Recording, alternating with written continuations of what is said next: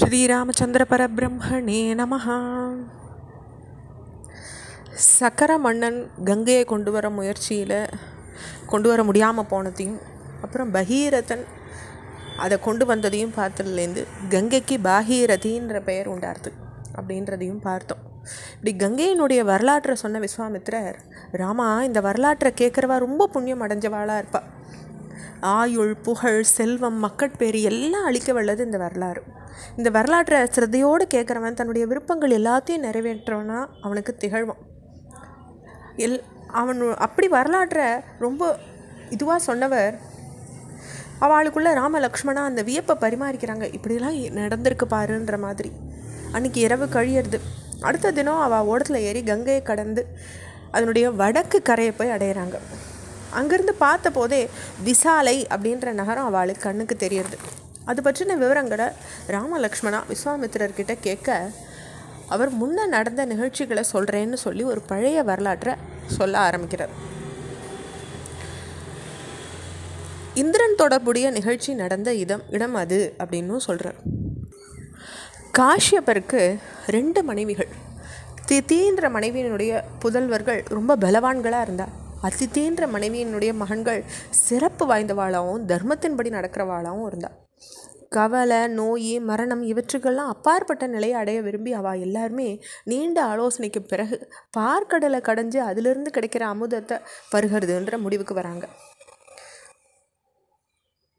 அப்படி வரும்பொழுது மந்திரமலையை மத்தா பயன்படுத்தி வாசுகின்ற பாம்பை கயிறாக பயன்படுத்தி நெடுங்காலம் இவாளால் பார்க்கடல் கடையப்பட்ட போது உலகத்தையும் அழிக்கக்கூடிய ஆலகாலம் வருது. அப்போ அது கொடிய விஷமாக இருக்கிறதுனால அது மற்றவாளுக்கு பயமுறுத்ததாக இருக்குது. திதியின் புதல்வர்களும் அதிதியின் புதல்வர்களும் ரொம்ப கலக்கம் அடைகிறாங்க. அந்த விஷத்தினுடைய வாடை கொடூரத்தை சகிக்க முடியாதவாளா நடுநடுங்கி போனாவா தன்னை சரணடைஞ்ச வாழை காப்பாற்றுற பரமேஸ்வரனை தஞ்சம்னு அடைகிறாங்க. போற்றுதலுக்கும் புகழுக்கும் உடையவா நன்மையும் அளிக்கக்கூடியவருமான பரமசிவனை வணங்கி நின்றுண்டு காப்பாற்றுங்கன்னு அவள் பணியோடு வேண்டி கேட்டுக்கிறாங்க. இப்படி தேவர்கள் அனைவரும் பரமசிவனை வேண்டின்னு இருக்கும் போதே மகாவிஷ்ணு சங்கு சக்கரம் ஏந்தினவராக காட்சியளிக்கிறார். தேவர்களின் வேண்டுகோளுக்கு இணங்க சூளத்தை கையில் ஏந்திண்டு சிவபெருமானை பார்த்து, தேவர்களுக்குள்ளே மேம்பட்டவரே, நீங்கள் தான் முதல்ல தோன்றினவர், முதல் மரியாதைக்குரியவரும் நீங்கள் தான். அதனால் எங்கள் முதல்ல வெளியார இந்த கொடிய விஷத்தை உங்களுக்கு தரதான் முதல் மரியாதையாக இருக்கும். அதை ஏற்றுண்டு நீங்கள் உங்களுடையதாக்கிக்கணும். எதையும் செய்யவல்ல நீங்கள் தேவர்களுடைய இந்த வேண்டுகோளுக்கும் இசையணும்னு சொல்லிட்டு நகர்ந்துடுறார். தன்னை அண்டின வாளுடைய குறைகள்லாம் தீர்த்து வைக்கிற தெய்வமான சிவபெருமான் தேவர்களுடைய துன்பத்தை விளக்க முடிவு செஞ்சு ஆலகாலம்ன்ற அந்த பயங்கரமான விஷயத்தை அப்படியே உள்ளங்கையில் அடங்குற அளவுக்கு அதை குறைச்சி அதை உட்கொண்டுட்டார். எல்லா உலகங்களுக்கும் நன்மை புரியறதுக்காக ஒரு விளையாட்டு போல் அந்த கொடிய ஆலகால விஷயத்தை விழுங்கிட்ட சிவபெருமான் அதை தான் கழுத்திலே தங்கு விடுமாறு செய்ய மெய்சிறுத்து போனார் தேவர்கள்.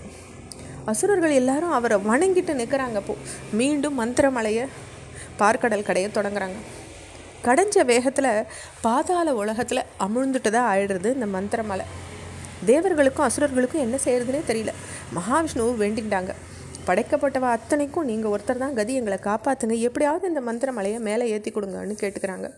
தேவர்களுடைய வேண்டுகோளுக்கு மனசு இறங்கி மகாவிஷ்ணு ஆம உருவத்தை எடுத்துண்டு பாதாள உலகத்தில் நின்றுண்டு மந்திரமலையை தான் முதுகின் மேலே தூக்கிண்டு மேலே எழுப்புறார்.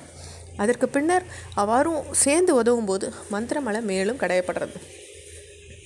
பல காலம் கடைஞ்ச பிறகு ஆயுர்வேதத்துக்கு ஸ்தாபகரான தன்வந்திரி முதல்ல வெளியே வரார். பாரிஜாதம்ன்ற மரம் வரது, ஐராவதம்ன்ற யானை, அப்சர கனிகள் இவெல்லாம் வெளியே வர.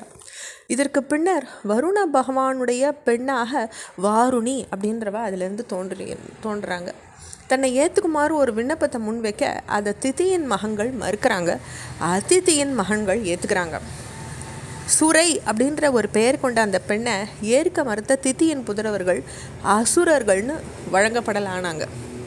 அவளை ஏற்ற காரணத்தினால அதிதியின் மகன்கள் சூரர்கள் அப்படின்னு வர்ணிக்கப்பட ஆனாங்க. இதோடைய தொடர்ச்சியை நம்ம அடுத்த பகுதியில் பார்க்கலாம். ஸ்ரீராமச்சந்திர பரபிரம்மணே நமஹ.